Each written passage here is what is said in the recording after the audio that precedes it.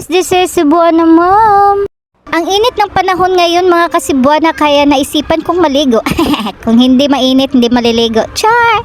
At nagutom ako mga kasibuana, kaya naisip kong lutuin ang eglog ko.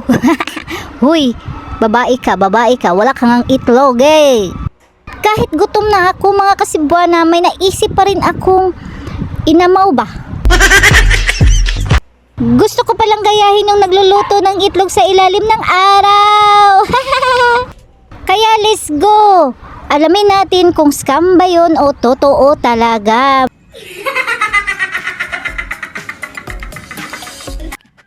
At ilagay na natin para uminit na siya. Sobrang init, grabe.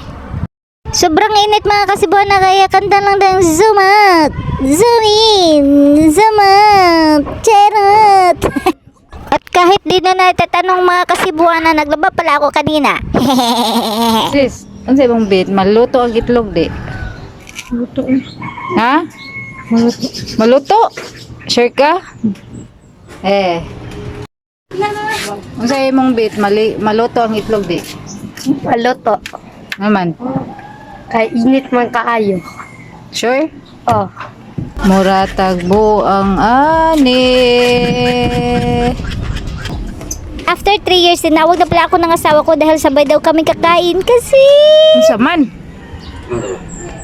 Ha? Nganta. Magluto ba ako itlog oy?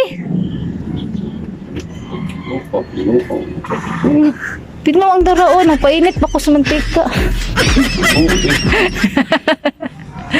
Nagpainit pa ko sa mantika, baka magluto ko itlog. Kuha na, di ka mo gana. Pag-iinit mo do? Ma, Kainit, anak. kabaga, gawin sa tuma. Gipainit to nila ma. Dahil gibutang balik. Scripted na. Painit. Dito anong TikTok. Nagpainit sa kaha Painit sa sa kaha. Dito Sa sa kuan. Sa gas. Dahil, niinit na siya.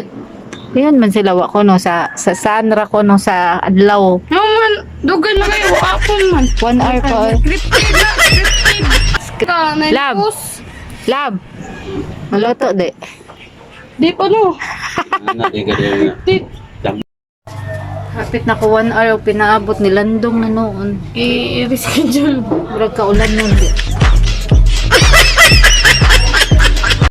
At sa wakas, masaksihan na natin ang katotohanan sa likod ng kamalian. Charot, si kamalian, oy. At bago natin nilagay ang itlog mga guys, ikapikapin muna natin kung mainit siya mga guys. At mainit nga mga guys, parang may sinat ng 37.1. And 1, 2, 3, go!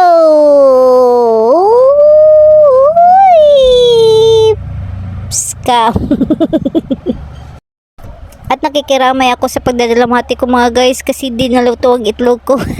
Charot. At kahit anong yugyug ko mga guys, hindi talaga naluluto mga guys. Parang fetus nang sumasayo ng 5 little monkeys, Humpty Dumpty.